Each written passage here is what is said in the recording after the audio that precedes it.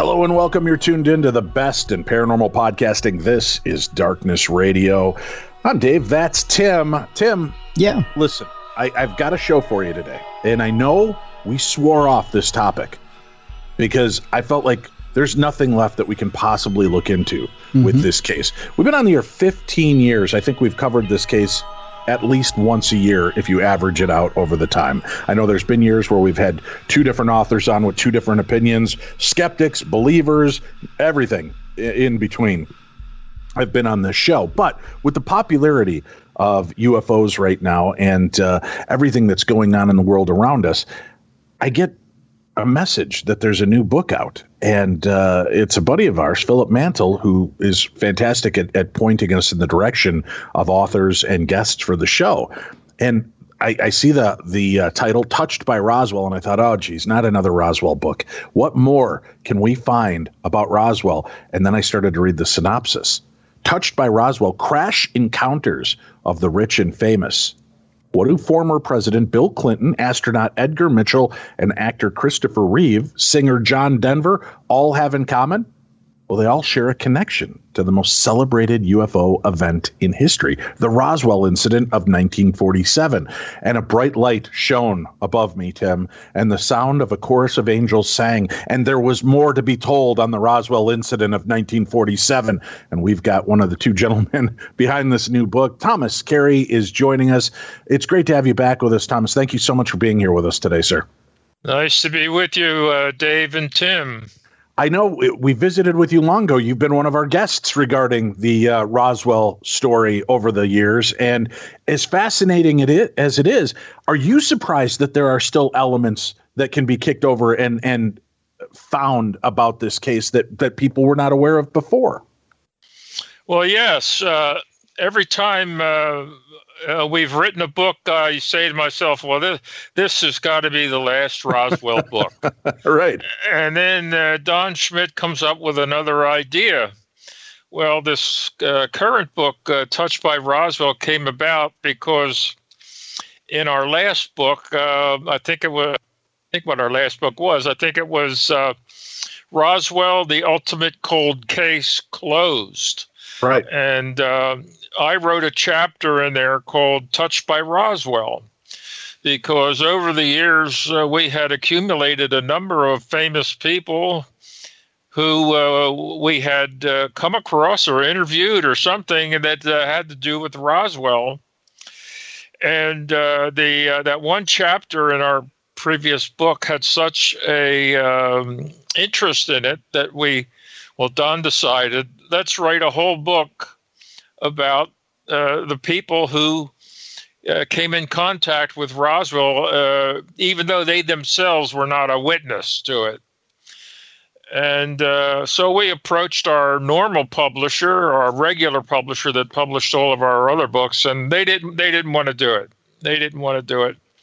So Don knew Philip Mantle very well. He's been over in England several times. So he said, I'm sure Philip will do it. And sure enough, Philip did it. And I'm holding the book in my hand. It doesn't actually officially come out until July the 1st. The show is airing on July 1st, the release date of the book. And we do have a link for the book on today's program guide so people can find it and order it. All right. So that will be a fortuitous coincidence, as they say, that this show will be airing the day the book is officially released.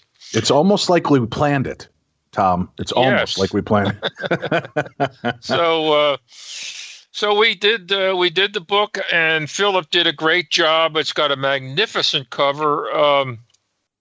He sent me half a dozen copies because I did a local conference, a UFO conference here about a month ago, and I sold all of them in the first 10 minutes. They just sold out like in 10 minutes. The cover is fabulous, and the subject matter is very, very interesting because you will recognize, I don't know if you have a copy of it or not, but you will recognize most of the names. We have We have approximately 126 names in the book that of people of the rich and famous, actors, actresses, sports people, political people, who have come in contact with Roswell.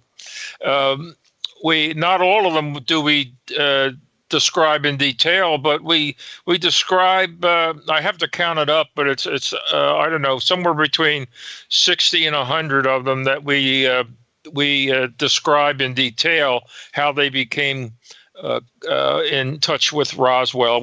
It's loaded with pictures. And it's just a fun. You never thought of Roswell being fun, but right. This is certainly a fun type book. It's a lighter book, and you'd be surprised of the people who were touched by Roswell. Well, I want to mention, if I can, just for listeners that might not be familiar with you and the work that you do, our guest, Thomas Carey, holds a master's degree in anthropology and a top secret Air Force security clearance. He's investigated the Roswell incident for the past 30 years, teaming with Don Schmidt, his co-author since 1998, and he's co-authored 8 books with Schmidt about Roswell. That's why I said it's now 10. 10 books on Roswell. So you've got all this. Now, I want to know a few things before we dive into this. Having a top secret Air Force security clearance, what do you make of the official release now of the UFO documents? And I'm glad you asked. Please. That. Oh, I'd have to, or my audience would beat me if we didn't talk about this now that it's been released. It is an absolute joke. It is an absolute joke. I read the release, and I'm thinking to myself, I've read all this before. Where did I read it before? Well, you know where am I talking to Dave or Tim? Both of us. We're both here. Well, I'm thinking I've read all this before, especially the conclusions and where they first appeared. It's almost word for word. In 1960, the Air Force published a monograph called the Project Blue Book. What was the subtitle? Oh, Special Report Number 14. Project Blue Book, Special Report Number 14. And they went through the same things. They looked at cases, and their conclusion was absolutely the same as this one that came out on the 25th, i.e., okay, we know there's something there that that's unexplainable. More than likely, they're natural phenomenon. They're misidentified objects that are terrestrial. Blah blah blah blah blah blah blah. As I said, oh no, we're not on this again. And the one category that actually had the most was unknown. And they don't come out. They never say UFO. They call them UAP, unidentified aerial phenomena, and they say, well, we were able to identify one because they studied 144 cases. Now, here's what they did, Tim and Dave. They shrunk the total cases of what they were actually looking at to 144 during the last 17 years. That they started with the 2004 Nimitz, USS Nimitz sighting off the coast of California by the Navy, and they went forward. So they didn't cover anything beyond 2004. So they shrunk the test field to 17 years, and the previous going back to 1947, they just left that. They never touched that. And that's where most of your best cases are, right, or a lot of them. And they stuck strictly to cases that were radar trace cases, video, gun camera cases, that sort of thing. And they limited their scope to that. Now, I thought when they were tasked by the Senate to study UFOs, and they were supposed to tell us all they knew. That was my understanding. Well, they didn't get close to that. Like I said, they just studied the last 14 years, and the one case they were able to identify was believe it or not, a falling balloon. That was the one case they identified. The rest, they say, well, once we get better things to study them with, well, we should be able to give you a better answer. I'm thinking, wow, you have 74 years under your belt, folks. You have 74 years of UFO sightings, and you shrunk it to the last 17, and you only studied radar trace cases, gun camera cases, and even those. And everybody in the world has seen this Elizondo video, right? The one that the U.S. Navy jet is chasing. Everybody has seen that. And I was looking for an answer to that. Well, of course, we all know what the answer is, right? But they said, oh, well, we don't. We have to have better equipment. Maybe develop a database. And oh my God, what are they talking about? And so they didn't answer that. We all know that that's something that's not from this earth that we know of. But that's the only conclusion they come to, is that it's not manufactured by the United States. They did say they don't believe it's manufactured by an adversary like China or Russia or somebody else. So where does that leave us? It leaves us something that's off the planet in the way I'm thinking. So it was an absolute, from my perspective, it was an absolute joke, because they did this. They just went from the 1960 playbook, Blue Book Special Report number 14. And they said, oh, but they don't appear to be a threat to national security, but they may be, we're not sure. And we got to get better equipment to build up a military databases. So they were all military cases they looked at, all military cases. And well, that's what I said a while ago. I said, if disclosure happens, I think they'll tackle it from a more recent standpoint of, wow, look at, the Nimitz Tic Tac videos and the pyramid. We're going to tackle it now. We're not going to go back and acknowledge Roswell as real, because then that means we've had over 50 years of lying to the public, and they painted themselves in a corner they cannot get out of by doing that. So by assessing, wow, now we're seeing it. Now we're all having this. Yeah, this is what's intriguing to us.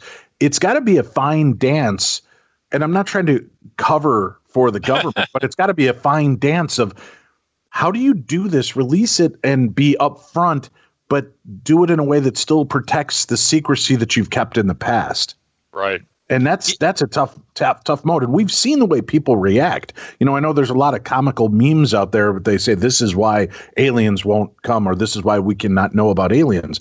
But it's true. People are morons for the most part, Tom, and they do a lot of really stupid things. What kind of fear factor is going to go into effect when we finally admit, there's UFOs and we don't know what to do about them?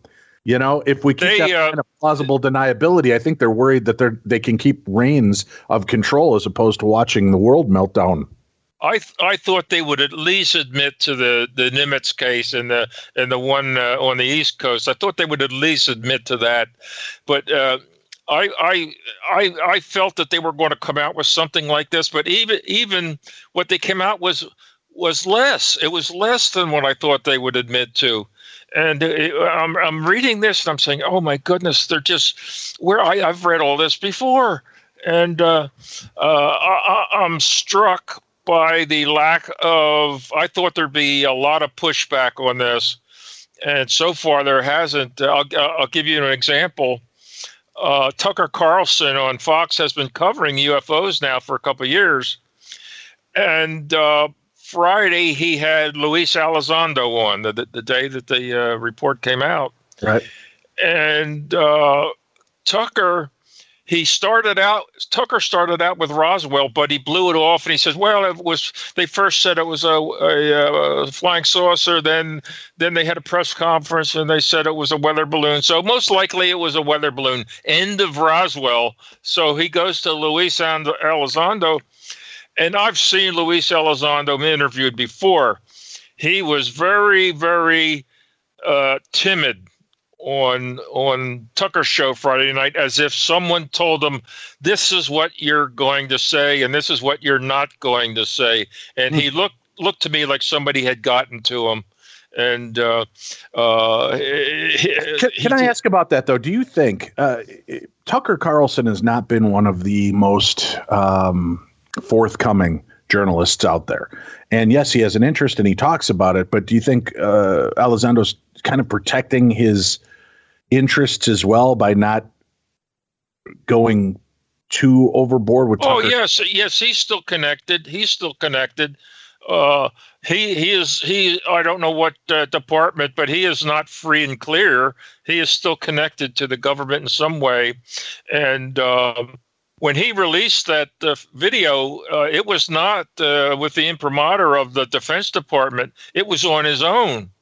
And for the Defense Department, the horse was already out of the barn and they couldn't get the horse back in. So the Defense Department had to come up with something, and they just said, "Well, the video is authentic," and that's all they said. It's authentic. They didn't say what it was, but they had to come up with something because everybody around the world had seen it, and it's very impressive. I think there's 2 or 3 of them. One where the object goes into the ocean, and another one, the first one where the jet fighter is tracking this object. And so the Defense Department had to say something, and they said, well, yes, it is authentic, but that they reluctantly were pulled to the microphone to have to say that. But Elizondo himself headed up the ATIP, the Aeronautical Advanced Threat Identification Program or something like that for 5 years, 2007 to 2012. And he said and I've seen him where he said he got fed up because he felt he was not getting the response that he himself was witnessing. And so he went public with that video, and that's why all this has happened, because it was in effect, it was almost the landing on the White House lawn, where there it is. How do you explain it? Right. But Friday night to me, he was subdued, and somebody had told him where he cannot go, I believe. That's weird, though, because after all these years and how public he's been, how do you think they finally got to him? Well, I'm sure he's still employed in some way, and who wants to lose their job, right? So he's still drawing a paycheck, in some capacity from some governmental agency, and who wants to lose their paycheck? Yeah, I guess. Weird. Do you think we're going to see any more concrete information or evidence? And now that they've kind of pulled the lid back and said, "Hey, we need more pilots to start reporting this without fear of retribution," do you think we're going to start seeing and hearing more of that? No, that's a cover story. In my mind, that's a cover. I thought they were going to do something. Before the report, I thought, well, this is it. This is it. They've got to say something, and look what they said. Oh, we need more reports to develop a database, and we like to have them from electronic type equipment, radars and sensors and all that sort of stuff. And the anecdotal cases, like we're all fond of, is not going to be part of it. Roswell is an anecdotal case. Rendlesham Forest is anecdotal. They're not going to have those. They want these, and we're going to develop a base that's going to let us know that it's not a weather balloon. Oh boy, you really need all kinds of sensors for those. So no, I don't expect. I expect a long hiatus here till everybody forgets. Well, with the slow leaking of that footage and putting it out there, though, that seems to be counterintuitive to what it appeared. Like they were giving us a soft rollout disclosure, as they've done, as many have said, for the last 50 years in parcels. Do you think there's something big on the horizon coming, and that's why they're being a little more forthcoming, because they know the genie's out of the bottle and soon they're not going to be able to debate it. So let's get in front of it and then be as shocked as everybody else when they fully form in the sky or something happens. It'll only happen when the something happens thing happens. Otherwise, the answer is no. This was it, and they were brought to the table only because of the Elizondo video went viral, as they say. And unless something, that's something, whether it's a White House landing on the White House lawn, which is the euphemism I always like to use, that you can't get away from, they will not come forward. They will have to admit, like you just said, that they've been lying to us for 74 years. It'll be 75 next year when our next Roswell book comes out, believe it or not. It's already written. That's right. Oh my gosh. Yes. All right. But they would have to admit they've been lying to us since 1947. And in Roswell, they committed civil rights violations of the worst sort that they don't want to have to revisit. So, no, I don't expect anything further on this. All right. Well, let's take a look back. When people ask me, "Do you really believe, Dave, in UFOs? Would you really believe in Bigfoot? Do you really? What are the key elements?" Roswell, of course, is always one of the biggest. And because I had a chance to sit in front of Jesse Marcel Jr., about a year prior to his death, and speak with him and his daughter, and see the earnestness and the humility and the forthcoming way that he was willing to share his story, I really do believe that it wasn't a weather balloon, not Project Mogul. They encountered something otherworldly. And the fact that, there are so many credible witnesses, the fact that, you've got guys that know the difference between a weather balloon and a nuclear bomb, know the difference between a weather balloon and aircraft, and you want me to believe that we're going to put out a press release saying we have a down saucer and then change it the next day to something else. I believe that's one of the key stories in history. And as you said, it may be anecdotal, but there are so many eyewitnesses, so many different things that point in that direction that it's impossible to just look over it. It's not, I saw some lights in the sky. This thing is so much bigger than that. But how does it start to tie in with all of these rich and powerful and famous people? Is it simply because their fascinations have pushed them to investigate? No. The names are, I'll give you some of the names. The first gentleman in the book, the first one that we deal with is the Prince Hans Adam II of Liechtenstein. Now, how does Prince Adam II of Liechtenstein get touched by Roswell? I've always wanted to go to Liechtenstein, and I've seen pictures of it, and I'd like to go there and take a look. But Prince Hans Adam II is now the crown prince. He's the leader. He's whoever the head of Liechtenstein is. That's Prince Hans Adam. He's the wealthiest head of state in Europe. He's one of the fourth wealthiest heads of state in the world. And he got interested in the late 1980s somehow in the Roswell case. So what he did was in 1990, he brought all of the then known firsthand witnesses to the case, the Roswell case, together in Washington, D.C., to videotape their stories for posterity. There were 27 of them, and they're all dead now. And I used that in 1992. They put out a VHS video called Recollections of Roswell. I have a copy, and I use it today as a resource to see what so-and-so said as far as his own firsthand witness account. But Hans Adam paid for the whole thing, brought everybody together in Washington. They were there a couple of days, and they took their videotape testimonies, 27 of them. There's only one videotape testimony of a living person, and her name was Barbara Duggar. She did not travel to Washington, D.C. They came to her house in Roswell, New Mexico, to interview her. She was the granddaughter of the Sheriff George Wilcox.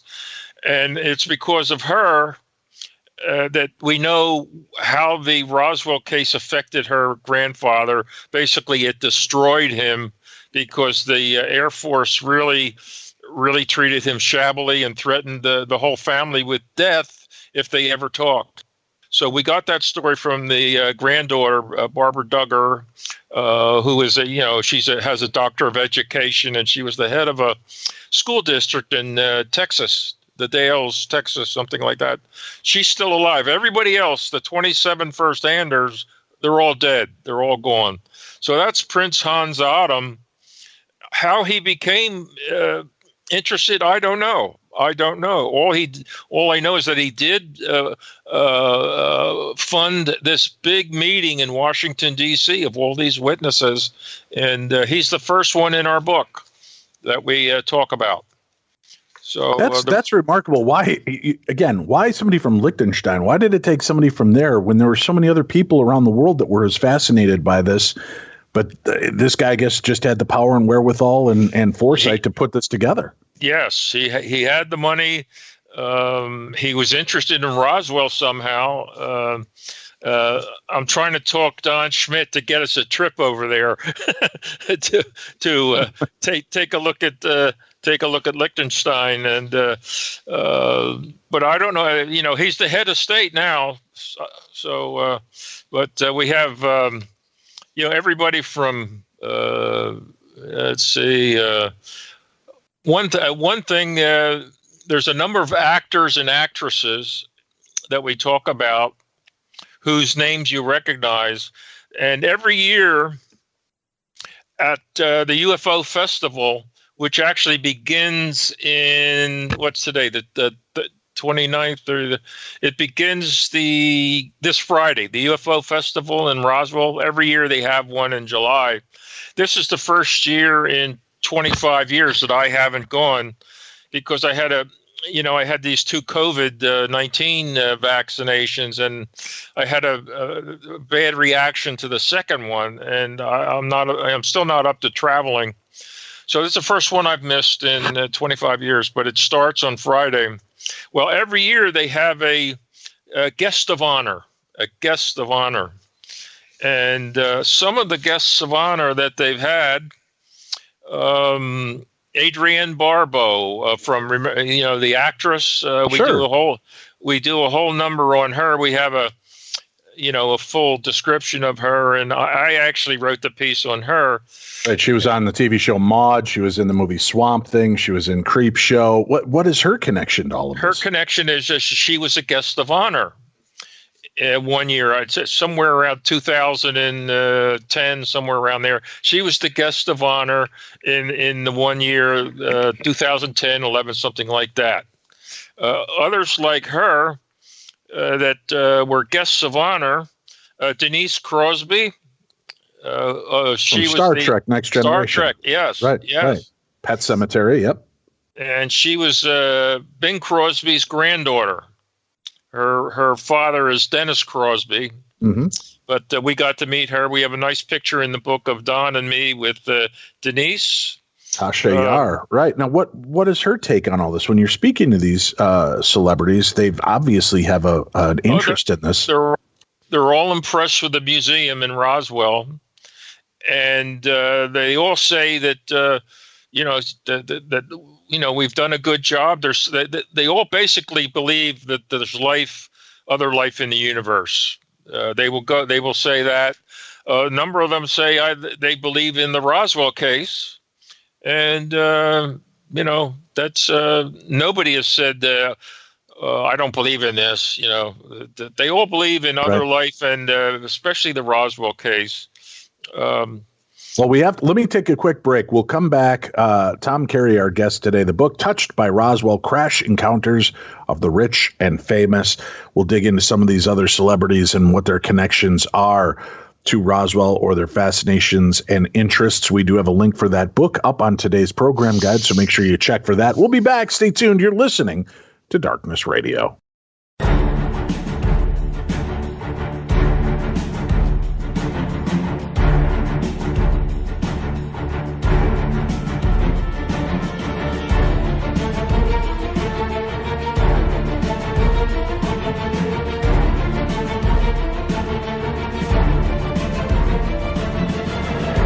Welcome back to the program. This is Darkness Radio. I'm your host, Dave Schrader. Along with me, Tim Dennis. Our guest today, Tom Carey. He is the author and co-author of 10 books regarding Roswell and the UFO incident that took place there. The new book, Touched by Roswell, Crash Encounters of the Rich and Famous. Let's dive deep into some of the celebrities that are really into this and what their fascination is. I just wanted to mention one other actress. Please. Do you know who Anne Robinson was, or is, or was, as far as an actress? Anne Robinson, is that the British actress? No, she was the female lead in the first War of the Worlds movie from 1953. Oh, okay, back in the day. Sure, all right. Yeah, she was the one where she's standing there looking out the window, and this spindly hand comes reaching around and touches her on the shoulder, and it was one of the aliens. And she was another actress that we brought in. The War of the Worlds was I saw that movie. That was a famous movie. I thought it was the best one of the. They have a couple of remakes since then, but I was a little kid when I saw it, and I jumped out of my seat when that hand reached up and touched her on the shoulder. But so we have, let's see, President Bill Clinton. Okay. We know he has two of our books. The first one was written when Don Schmidt was a research partner with Kevin Randall. The very first book they wrote was in 1991. It was called UFO Crash at Roswell. And you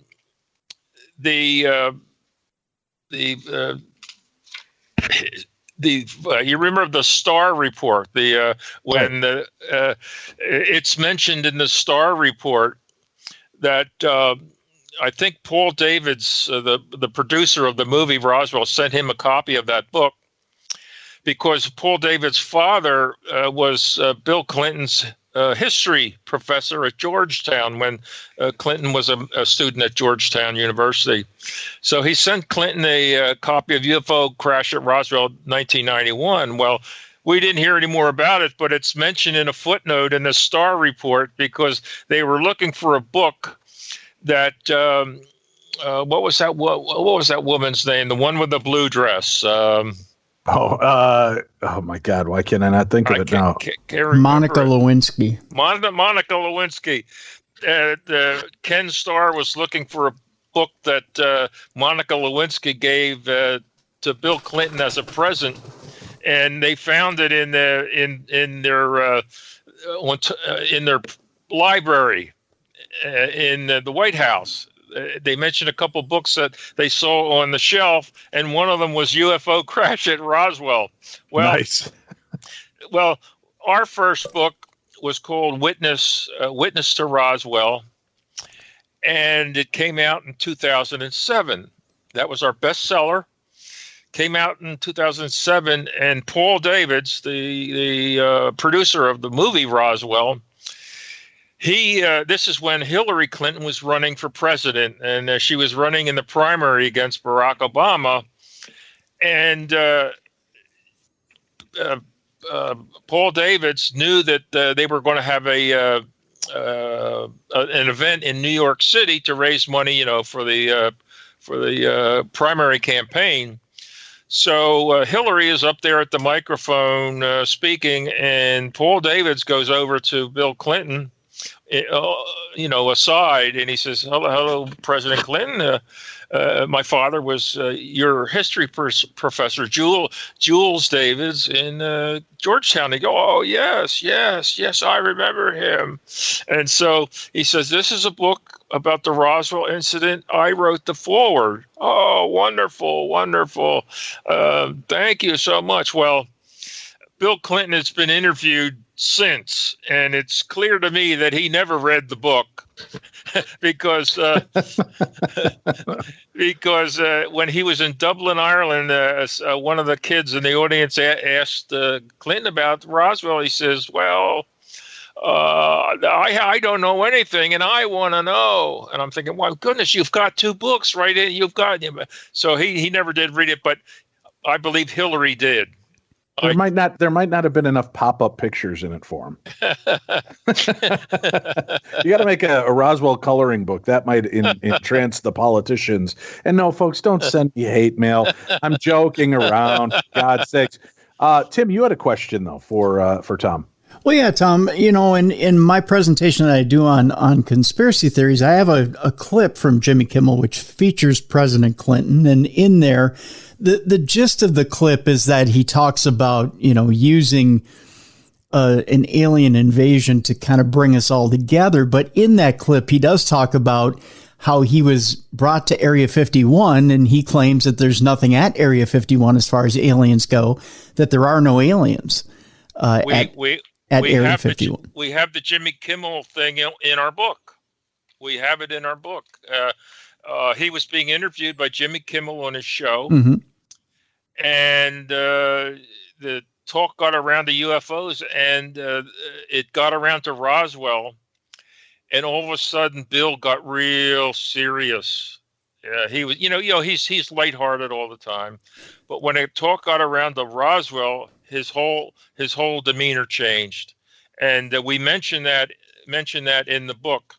The reason he got to Area 51, I believe, was that a number of lawsuits were filed against the Area 51 or whoever. I don't know if the CIA was still running it or was it the Air Force, but a number of lawsuits were filed because they were burning hazardous material there, and a number of people got sick because of it, and a few died, and so they sued the government and lost, of course, because I don't think you can sue the government, but. Bill Clinton did finally admit, this was the first admission, that there was a facility there. He never did name it Area 51, but he said there is a facility there that we are being sued because of the hazardous material. And so that was a sort of a halfway acknowledgement of the existence of Area 51. But that we do talk about that interview with Jimmy Kimmel. We even have a photograph of that. When was it that he admitted to that? Because it was 1996. Okay, because it seemed like he stuck pretty steadfastly to the fact that there was nothing there, and it was only, I believe it was President Obama was the one who kind of hinted that there was stuff out there, but he couldn't talk about it, and then It was, and then it was President Trump who, of course, from there said he wanted to open stuff up. Trump said he didn't know anything about it. I don't believe that. I think he does know. I think he does too. Yeah. But he's the one who kind of said, "Well, I don't really believe in this stuff, but I'll open up all the documents." And that was the politically correct answer, I believe. Right. I don't believe in this. No political. Up until I guess it was Senator Marco Rubio was the one that instigated this rider to the intelligence funding bill that ordered the Department of Defense to tell us what they know about UFOs. I believe that was a rider that Rubio had attached to the 2021. Well, and Rubio did it in the name of defense. He was saying that no matter if it was extraterrestrial or not, it was still a matter of our country's defense. It's always They always couch it in the name of defense and threats to national security. They always do that. Yes, because we're not looking for UFOs. We're looking for threats to national security. But we all know what it's about. Well, in all fairness, and I'll throw this at you, Tom. In all fairness, there's money to be made there. And if Marco Rubio says, well, I'm doing this in the name of defense, of course, there's a big defense contract there, whether it be alien or whether it be a human, construct that's flying over our airspace, uninvited. You can pull defense contract money into your state, especially if you have a defense contractor in your state, by saying, hey, there's an unidentified threat here and we need to dig into it, Everything revolves around the money. Yes. Everything revolves around the money. Follow the money trail. Exactly. I'm a firm believer in that. Yeah. But I can tell you this, the wreckage, UFO, what's interesting is we have an associate, I won't name him, he doesn't like his name used, who has been working with us for over 10 years. And he filed a FOIA request to the Department of Defense for, he wanted to know, do you have UFO wreckage? Where is it? And what have you been doing with it? So he filed that in 2017. Never heard back. So early this year, he said, okay, I'm going to unleash my lawyers on you and file a lawsuit because you have to make a reasonable response to FOIA requests. And they never responded. So I'm going to file suit. Well, he got an answer in 2 weeks. Okay. And it was from the DIA, Defense Intelligence Agency. He got a response from the Defense Intelligence Agency on, their stationery. It was emails. Everything was done by email, but it was under the logo of the DIA, and he got a response that yes, they didn't refer to it as UFO, but they referred it to as UAP, the common.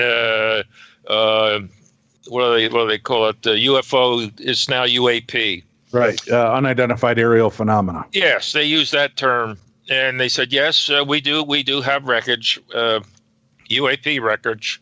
It's at Bigelow Aerospace in Nevada. And there are scientists now working on this program, that program, blah, blah, and our friend almost dropped his teeth because it was even more than he had asked for. And the programs that they were working on are just, they fly over my head. I mean, they're so arcane, but they admitted that they had UAP wreckage. It was at the Bigelow Aerospace, and this is what they're working on. We have that in writing from the DIA. Now, and so what happened was once somebody in the DIA recognized, oh my God, they tried to walk it back, but it was too late. Because we have it under the signature of the head of the DIA. They have this. So we have that on the one hand, and then you have this report that came out on last Friday, and it's ridiculous. It's ridiculous because we already have them on the record, and we had heard for a number of years that the wreckage let's say Roswell wreckage, because I don't know about other crashes. Maybe there are other ones, but we just concentrated on Roswell. That the wreckage, of course, originally went to Wright-Patterson or Wright Field in Dayton, Ohio in 1947. And that's where all the biological entities went as well. 4 dead, one still alive. But at some point in the early 80s, all of that was transferred to the Area 51 in Nevada. And then when things at in the Nevada place, Area 51, people started focusing on that. They moved it to Dugway, Utah. And then they started focusing on that. So as we speak, the story that we have is that all of this UFO or UAP wreckage is now in private hands. Now, I don't mean your Uncle Joe or Aunt Louisa. I mean, these are private hands, big companies that have a lot of government contracts, like Bigelow Aerospace, Lockheed Martin, to name two. I think Harry Reid named Lockheed Martin. Rand Corporation, Battelle Memorial Institute in Columbus, Ohio, and so forth. So it's all in private hands now. I'm curious, Tom. I want to follow up that bit of information and ask you, do you know of any of this wreckage that was recovered? Was any of it reverse engineered into any technology that we have in our hands today that you know of? Absolutely. Yes. The one that we've heard, the transistor and this and that and the other thing. There are two that I believe that I will subscribe to. The first one is the so-called memory metal. The so-called memory metal that was a large part of the small pieces of wreckage, where these pieces of metal-like, very thin aluminum or very thin tinfoil that you would get in a pack of cigarettes when people still smoked. But it was indestructible. But the other thing was you could wad this material up in your hand into a ball, open your hand, and it would unfurl itself without a crease. You couldn't cut it, scratch it, burn it, or do anything to it of a permanent nature. That's what we call our memory metal. It's Don Schmidt and my holy grail of Roswell. That's what we're looking for. That's the thing we're missing. And oh my goodness, I forgot what. Oh yes. So our friend that's been working with us for over 10 years. He started out, he wanted to know what happened to the wreckage. He traced it to Wright-Patterson. And what happened was that the Air Force, shortly after the Roswell crash, they contracted with the Battelle Memorial Institute in Columbus, Ohio, to back engineer the so-called memory metal. Okay. And it took them years to do it. And in 1962, and what they did, Battelle didn't like their name being associated at all with UFOs. They just did. We don't want our name in the same context as anything having to do with UFOs. So they laundered the discovery or the re-engineering project to the Naval Ordnance Lab. I think it's in Maryland, and their logo is NOL, Naval Ordnance Lab. And so they back engineered this as best they could. It's not as good as the real deal because you can cut it. They sell it. It's something called nitinol, Nitinol. It's an amalgam of nickel and titanium. And it took them years of testing to come up with this. And so the nitinol, it's Ni for nickel, Ti for titanium, and NOL for Naval Ordnance Lab. So the Naval Ordnance Lab announced this new material in 1962. And you can buy it. You can buy it by the roll. You can buy it by the sheet. You can buy it by the tube thing. Anything that requires bendability. Something like your eyeglasses. A lot of your eyeglasses today have frames that you can bend and tread on and twist around. They come back to the original shape. That's nitinol, and it's used in the space program. It's got certain qualities that go over my head, but I certainly believe that was. And the other thing is that my associate, he located the interim reports of the progress in this project. They said, "Oh, we don't have any of those. We don't." He contacted Battelle and he contacted the Wright-Patterson Air Oh, we can't find anything like that. He found them in the Defense Department in Washington, D.C. The interim reports on the progress of making this metal. And so we have those reports. They started, the first one was in 1948, and so that's like right after they got the contract. So I do believe that came from Roswell. The other thing I believe came from the Roswell crash was laser technology, because there were reports from firsthand witnesses of these string-like material that you tie them in a knot. You shine a light in one end, you could see the light coming out the other end. So to me, that's some sort of laser device. So I would also suggest that perhaps lasers had their origin from the Roswell crash. Was there any direct ties between any of the richer businessmen that were, let's say, influential in industry at that time, getting a hold of some of these secrets and really making a lot of money off of these secrets? Yeah, you gotta suggest. I believe they were rich before they got involved in this. The one that comes to mind is Ben Rich from Lockheed.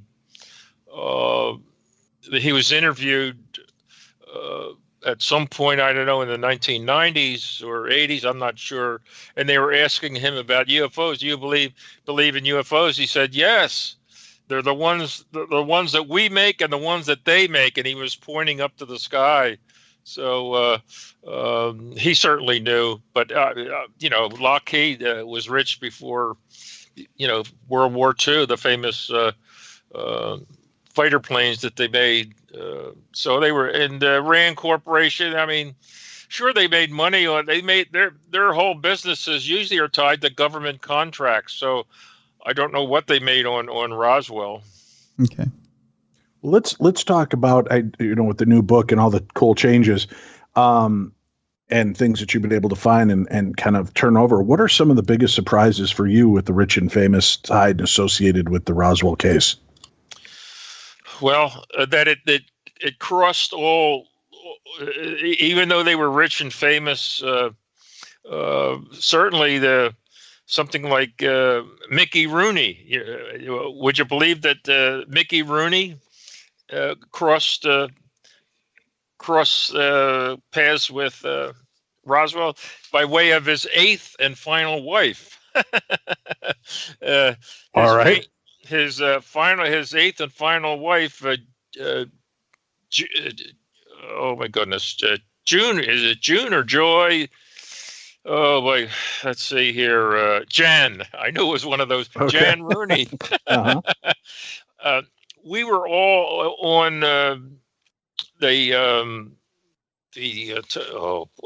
losing my mind here. The Larry King show. On CNN. He was a big fan of Roswell. He had us on a couple of times, but I remember this one show.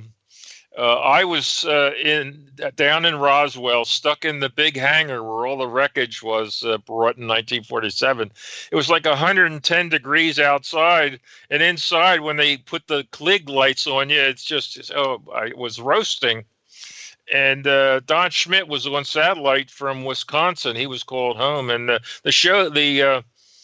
the guests that night were Jan Rooney, and she told the story of how her father, who was a colonel in the Air Force at Wright-Patterson Air Force Base in 1947, all of a sudden he was called out to New Mexico that summer. And he would never tell her why he was called out there. He would never tell her why he was called specifically. He kept that a secret. But one night they were at the dinner table and they had a friend over, and the friend asked them, do you think there will ever be a disclosure about UFOs? And he looks around and he says, well, I can't tell you, but there are things. We do have things, but they will never be disclosed because there will be panic in the streets. So he feared the 1938 War of the Worlds panic. If the real truth was ever released about UFOs, and I'm sure he was talking about Roswell because he was there, and he at the time that stuff was being brought in, and so her father was part of the cover-up, and she believed him that he thought he was, helping his duty to his country not to say anything, but he did reveal that they did have things, they're real, but if the truth ever got out, there would be panic. So, and Mickey Rooney up to that point was a non-believer in UFOs. Wow. Mm-hmm. So so what he did is he went, he had he sought out a meeting with his father-in-law, who he was probably older than anyway, but he sought a meeting with his father-in-law, and according to Jan, he said after that he became very interested in the subject, and he wanted a copy of our book, and I sent Mickey Rooney a copy. I signed it to a living legend, and I signed my name to it. And unfortunately, he died within 6 months. So, but that was Mickey Rooney's connection to it. It was through his wife. Wow. Now, going through this, you mentioned Christopher Reeve and so many others. What do we know about the former Superman and his connections? That is that was a chapter Don wrote. So okay. But Christopher Reeve wanted to play Jesse Marcel in the movie Roswell. I do know that. He wanted to play Jesse Marcel in the movie Roswell, which ultimately went to Kyle MacLachlan, play Jesse Marcel. Right. And unfortunately, soon after he fell off a horse and broke his neck and was a quadriplegic after that, and I think he died just a few years ago. But I'm sorry, but Don wrote that chapter, and we each, we have like 126. We each wrote half of the people, and that's the best I can do. Okay. I can do. Do you remember Lefty Frizzell? Sure. Lefty Frizzell was a rising country and western singer. They thought he was going to be the next Hank Williams. And when he was 18 years old, he had a gig at KGFL radio in Roswell. This is like in 1947, at the time of the Roswell crash.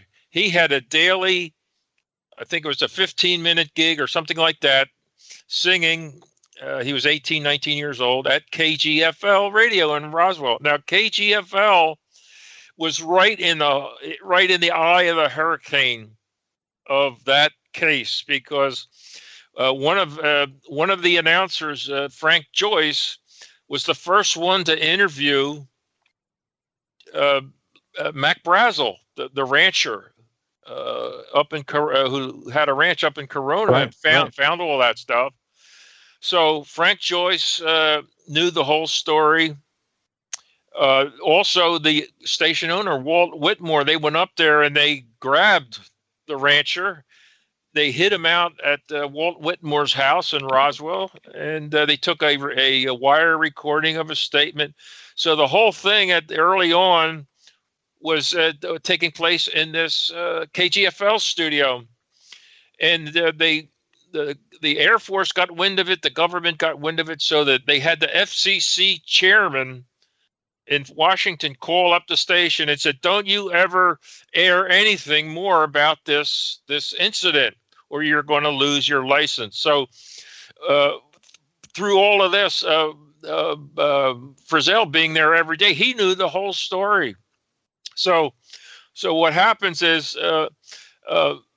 Frizzell, unfortunately, right after this, he was up on a morals charge. He spent about 6 months in George Wilcox's jail in Roswell, and he became good friends afterwards with the Okie from Pinocchio. What was that? The singer who did Okie from Muskogee. That's starting to get out of my range of musical interest. Merle Haggard. Merle Haggard. Mm-hmm.